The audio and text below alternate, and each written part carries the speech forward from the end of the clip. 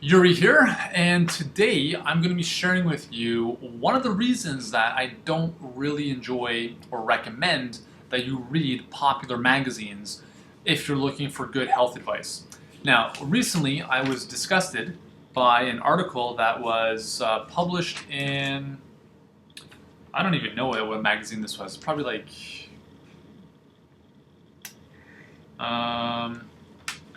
yeah, I don't even know. I think it was like parenting magazine or something. So anyways, the article is, here we go, Truth About Milk. Now, just first off, before we get into this, I want to mention that this article was written by a registered dietitian. So right there, we're going to get into some issues, okay? Because I have nothing against dietitians. Some of my friends are dietitians, but their perspectives on health and nutrition are sometimes way out of whack with respect to what your body actually needs. So here we go. So there are nine supposed myths that this dietitian tries to overcome in this article, and I want to go through them with you and just completely obliterate this article. Now, I don't like getting into arguments and debates. I think it's a waste of time and a waste of energy, but I think this is really important because there's a lot of misinformation and a lot of far-fetched kind of correlations that are being made in this article. Again, it's one page. Okay, there's 9 myths. I'm going to go through them really briefly with you. So the first myth is not drinking milk will help me lose weight. So this dietitian says quite the opposite. Studies suggest that milk products may help prevent weight gain or help with weight loss when part of a low-calorie diet.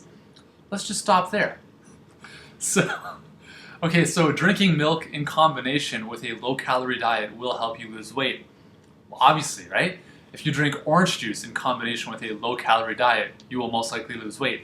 If you eat ice cream in combination with a low-calorie diet, you will most likely lose weight. So do you see where I'm going with this? This is a very far-fetched association that they're making. So they're saying that drinking milk will help you lose weight, ... in combination with a low-calorie diet. So be careful of this stuff. The truth is that if you drink a lot of milk, you're actually not, so here's the truth, okay? You're actually not going to lose a lot of weight if you drink a lot of milk. I had a friend of mine, and if he's watching this, Tyler, what's up? He tells us this story of when he worked on a cow farm in Montana for a summer, and he was drinking like a gallon of milk a day, okay? Because that's all they were doing was milking cows and drinking milk. He put on 20 pounds over the course of the summer. So why would he put on 20 pounds, and why do humans put on a lot of weight if they drink a lot of milk? Well, first of all, let's not even get into the hormones and antibiotics that are added to milk. Let's just look at the nutrition facts of milk. Milk has 4 times more protein than human breast milk, right? And that's fine for cows because cows grow to about a ton in 1 year, right? Now, there's also a higher amounts of calories that go along with that. But just imagine you have 4 times more protein, and there's a reason for that because cows need to get really big really fast. Human beings don't need to. Okay. So the other thing with a lot of protein in the cow's milk is that it's very acidic. So it's a very acid-forming product in the body. When we have too much acid coming into the body, our body obviously tries to alkalize that by buffering it with calcium that it takes from the bones and all this kind of stuff. Remember that dairy is the most acid-forming food in our food supply. It has a very, very out-of-whack calcium to phosphorus ratio. So even if they say it has high amounts of calcium, it also has high amounts of phosphorus, which is a mineral that inhibits calcium absorption in the small intestine. I'm not going to get into all that right yet, okay? But let's just move forward. Okay, so number 2, pasteurization destroys vitamins and minerals in milk.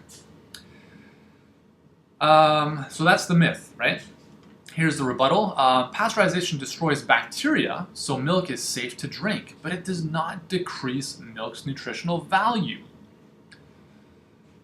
So it continues, there's a minimal loss of B vitamins, but milk contains so much of them that it remains a reliable source. And pasteurization has no impact on calcium content. Wow, all right. Oh, man.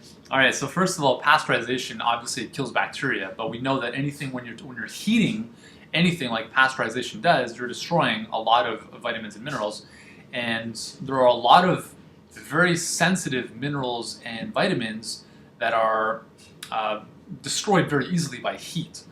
So B vitamins are just one of them. Okay, that's just the one of several. Pasteurization also destroys the enzymes in the milk, so it makes it tougher for your body to digest. That's why, if anything, you should be drinking raw milk from a good quality source if you wanted to drink milk. That's totally up to you. I don't recommend it. But to say that pasteurization destroys vitamins and minerals in milk and saying that that's not true, again, that's very misleading. Okay, number 3.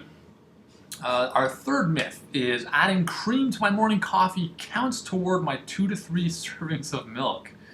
Okay, this one actually is true. So the rebuttal here is that's untrue. According to Canada's Food Guide, 1 serving from the milk, and alternatives group is 1 cup. We don't use enough cream to count as a full serving, which is probably a good thing since cream is high in calories and fat. If you want what's in your morning mug to count as a serving of milk and alternatives, try a milk-based latte instead. That's awesome advice. All right, so obviously cream that you're adding to your milk is not going to count as a serving of dairy, but again, like why are we even talking about that? So let's move on. That's a bit of a ridiculous one. Low-fat milk, number 4. Low-fat milk has no effect on blood pressure. So that's the myth. Okay, here's a rebuttal. Studies show that people who follow the dietary approaches to stop hypertension, also known as DASH, significantly reduce their blood pressure levels. DASH includes 2 to 3 servings of fat-free or low-fat milk products, 8 to 10 servings of vegetables and fruit, and no more than 2,300 milligrams of sodium per day. Milk products are key to the diet since they contain important blood pressure-lowering ingredients: magnesium, calcium, vitamin E, and potassium. Awesome. Well, you know what else contains those? Fruits and vegetables. And your best source of vitamin D really is from the sun. So again, as I've mentioned earlier, the calcium in cow's milk that you're getting is really only about 293 milligrams per 1 cup. You actually get more calcium from green leafy vegetables. For instance, collard greens, Swiss chard, spinach, they all have higher amounts per 1 cup cooked than 1 cup of milk. The challenge is obviously to get enough greens to make up for, you're not going to drink 5 cups of milk. It's easier to drink 5 cups of milk a day to get 1,000 milligrams, which is what our RDA is, our recommended daily allowance for calcium. But it's tougher to consume 5 cups of greens, which would amount to be about the same. But again, the thing is that with greens specifically, the calcium to phosphorus ratio is very, very important, and it's the ideal. It's more than 2 to 1. And specifically in spinach, it's 2.5 to 1. So there's 2.5 parts calcium to 1 part to phosphorus. And that's important because our body needs phosphorus and calcium to be at a ratio of 10 to 4. So it's 2.5 times. There's 2.5 times more calcium to phosphorus. And in the body, it's all about relationships between minerals. It's not about we need more calcium. It's about we need more minerals to balance, for them to work in concert together. So even though cow's milk does have a lot of calcium, again, it's very out of balance with respect to high amounts of phosphorus. And again, low-fat milk, if you're going to drink milk, if you're going to eat anything, it needs to be in its whole food format. Okay, you can't start reducing, homogenizing, low-fat, low-sugar, all that garbage. It doesn't work like that. So if you're going to drink milk, drink the whole thing from a good organic source. But again, don't drink cow's milk in the first place. Switch to an almond milk, switch to a rice milk. Much better for you, and you can get all the minerals and vitamins and all the nutrients that cow's milk supposedly provides through whole foods. Okay, let's move on to myth number 5. Having a cup of milk with dinner gives me my daily dietary needs. So here's the answer. At best, you're only halfway there. Adults need 2 to 3 daily servings of milk and alternatives. Kids age 2 to 8 need 2 servings, while youth 9 to 18 need 3 to 4 servings. Adding milk to your cereal, drinking a latte, and enjoying a yogurt during the day will have you covered. All right, so that's great recommendations, right? Have a latte, have some cereal with milk. Great recommendations. It's awesome that this kind of stuff is being disseminated by supposed health professionals. Okay, so let's I'm not even gonna mention that. Right, so first of all, why do we have daily dairy needs? Do we really need dairy, or is there something in dairy that we need? For instance, protein or calcium that we can get through other sources other than cow's milk. I mean, here's the other thing. We're the only species on the planet to drink another species' milk, right? I mean, doesn't that get you thinking? I don't know. Interesting. Here's something else to consider. Paleolithic man, So right now, on average, we're getting about 750 milligrams of calcium per day. Okay, that's the North American average. Paleolithic man, on average, was consuming 1,500 to 2,000 milligrams of calcium per day. And this is before agriculture and domesticated animals were in existence. So they obviously were not drinking milk, other than breast milk when they were, very young. So what were they doing? Well, obviously they were eating a lot of fruits and vegetables and nuts and seeds. There it is. That's where you're getting your calcium from. Okay, myth number 6. This is good. Drinking chocolate milk is just as bad as drinking a can of soda. Answer: no. You are better off choosing the milk. Sure, chocolate milk does have as much sugar per cup as soda, but it also has 16 essential nutrients that are not found in pop. That's a great argument. Studies show that children who drink chocolate milk have healthier diets overall and consume more milk and less pop than kids who don't drink chocolate milk. Oh, this is good. The other factor to consider is portion size. There are usually 8 teaspoons of sugar in a 355 milliliter can of soda versus just 5 teaspoons in a 250 milliliter carton of chocolate milk. Again, just amazing stuff. Now, if you've ever watched TED Talks, there's a great talk by Jamie Oliver in which he shows, he actually just goes on a rampage about this nonsense of chocolate milk in the schools, right? He's talking about how in order to get kids to drink milk, companies are putting chocolate milk in front of them, right? So more sugar makes it taste better, and therefore more kids will drink it. So he takes this huge wheelbarrow out with these sugar cubes and dumps it onto the floor, and it's like a huge pyramid of craziness. And he's like, this is how much sugar your kids are eating on a yearly basis just by drinking chocolate milk. So it doesn't matter if it has 5 teaspoons or 8 teaspoons. It's still good. I was just about to say a bad word there. You can tell you're pretty passionate about this stuff. It's still nonsense, okay? Chocolate milk is sugar-infested milk. And believe me, I grew up on this stuff. I would come home every single day. This is before I learned about proper nutrition. And I would have grilled cheese sandwiches and chocolate milk. It was disgusting. It's no wonder I lost my hair. And the other thing is milk has actually been attributed to, and this was presented in Scientific American. Milk is related to 33 out of 100 known autoimmune diseases. Crazy, eh? All right, so myth number 7, having a milk allergy is the same as being lactose intolerant. Okay, well this one is actually more or less of a good answer because they say that it's not the same. I'll just paraphrase it here. It's not the same. An allergy is an actual allergic response, blood, measured in the blood through antibodies and stuff, and intolerance might be just a difficulty to digest it. So we'll skip that. That's actually a decent answer. Number 8, organic milk is wow. Okay, this is a big one. So here's the myth: organic milk is healthier than non-organic milk. Okay, so here's the answer for that one. This one is also false. Both organic and regular milk contain the same amounts of key nutrients such as protein, calcium, and vitamin D. And in Canada, neither one contains hormones. The main difference lies in the farming practices. Organic dairy cows are fed crops grown without pesticides, but this doesn't mean that non-organic dairy farmers don't use good quality feed. Field crops generally contain minimal pesticide residues. Okay, so here's where I have a big beef with dietitians.